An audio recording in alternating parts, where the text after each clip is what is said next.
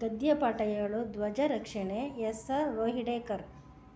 ಪ್ರವೇಶ 1942ರ ಭಾರತದ ಚಲೆಜಾವ್ ಚಳುವಳಿಯು ಪ್ರಪಂಚದ ಸ್ವಾತಂತ್ರ್ಯ ಹೋರಾಟಗಳಲ್ಲೇ ಅತಿ ವಿಶಿಷ್ಟವಾದುದು.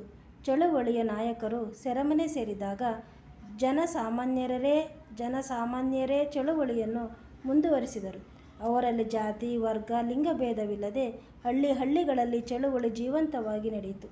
ಹೀಗೆ ಹೋರಾಡಿದವರಲ್ಲಿ ಒಬ್ಬ ಸಾಮಾನ್ಯ ಬಡ ಹುಡುಗನ ಕೆಚ್ಚು ತಾಯಿಯ ತ್ಯಾಗ ಶ್ಲಾಘನೀಯವಾದುದು.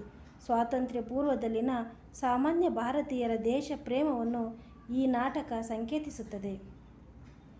ಪಾತ್ರಗಳು: ರಾಮ್ ಸಿಂಗ್ ತುಳಜಾಬಾಯಿಯ ಮಗ, ತುಳಜಾಬಾಯಿ ರಾಮ್ ಸಿಂಗನ ತಾಯಿ, ಡಿಎಸ್ಪಿ ಬ್ರಿಟಿಷ್ ಪೊಲೀಸ್ ಅಧಿಕಾರಿ, ಕುಲಕರ್ಣಿ ಭಾರತೀಯ ಅಧಿಕಾರಿ, ಶಿಪಾಯಿ ಸೈನಿಕ, ಸೋಮಣ್ಣ ಸ್ವಾತಂತ್ರ್ಯ ಹೋರಾಟಗಾರ.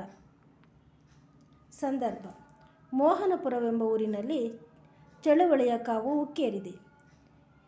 ಉಕ್ಕೇರಿದೆ. ಅಲ್ಲಿಯ ಪರಿಸ್ಥಿತಿಯನ್ನು ನಿಯಂತ್ರಿಸಲು ಡಿಎಸ್ಪಿ ಅವರು ತಮ್ಮ ಇಲಾಖೆಯ ನಿಷ್ಠಾವಂತ ಅಧಿಕಾರಿ ಮಿಸ್ಟರ್ ಕುಲಕರ್ಣಿಯವರನ್ನು ಕರ್ತವ್ಯದ ಮೇಲೆ ಹೋಗುವಂತೆ ಆದೇಶಿಸಿದ್ದಾರೆ. ರಾಮ್ ಸಿಂಗ್: ಮೋಹನಪುರದ ಉತ್ಸಾಹಿ ತರುಣ.